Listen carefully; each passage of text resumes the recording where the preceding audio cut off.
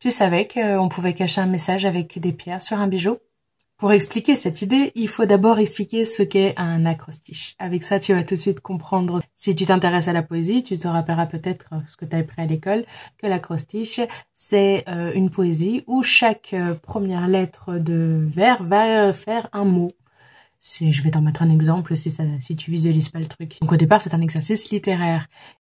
Donc il n'a pas fallu beaucoup de temps avant que la bijouterie s'empare de cette idée et nous avons l'exemple que je vous mettrai des bracelets de l'impératrice Marie-Louise, donc la deuxième épouse de Napoléon, qui a des bracelets, vous voyez une alternance de pierres et sur certaines médailles des petites dates parce que du coup c'est pour marquer des moments précis. Courant donc de trouver pas mal de bijoux qui existe encore aujourd'hui avec ces acrostiches où on peut s'amuser à faire des demandes en mariage par exemple ou à marquer le mot amour avec je sais pas de l'améthyste, de la malachite, de l'onyx, de l'unakite et un rubis.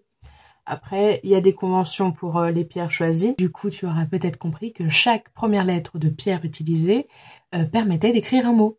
Avec Marie-Louise, on est aux alentours de 1810, je crois.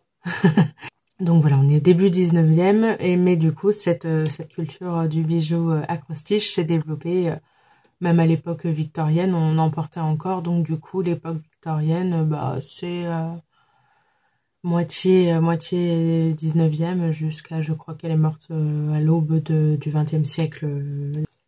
Et je me suis moi-même prêtée à cet exercice-ci il y a quelques années, c'est en retombant sur cette médaille que j'y ai pensé. Est-ce que tu arrives à deviner ce que j'ai pu écrire sur ce petit pendentif?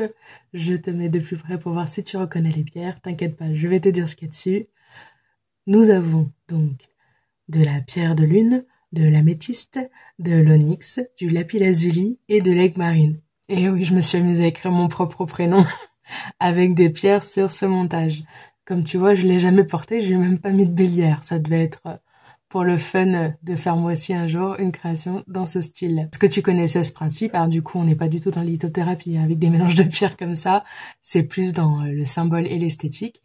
Et du coup, il y a pas mal de bijoux qui ont été faits comme ça. Les Anglais ont été très friands. Par exemple, on pouvait trouver, je crois, des bagues avec regard dessus. Je crois que c'est cordialement ou un truc comme ça, avec du rubis, de l'émeraude, du grenat, je sais plus ce qu'il y a sur le A, pour le A, sûrement notre rubis et un diamant. Après, il y avait des conventions pour les pierres à choisir, puis en plus, il y a des pierres qu'on n'utilise pas forcément habituellement en joaillerie, mais du coup, voilà, on peut s'amuser avec l'agate, le béryl, la malachite et tout ça.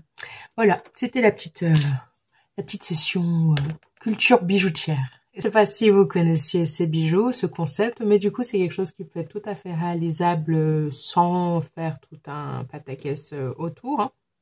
On peut le faire avec des montures très simples, mais du coup, voilà. On n'est pas dans la lithothérapie, on est dans de la bijouterie et de la tradition du bijou. Voilà. Est-ce que ça t'a plu? Est-ce que tu veux d'autres histoires comme ça? Je suis sûre qu'en grattant un petit peu, je dois avoir encore 2-3 choses à raconter.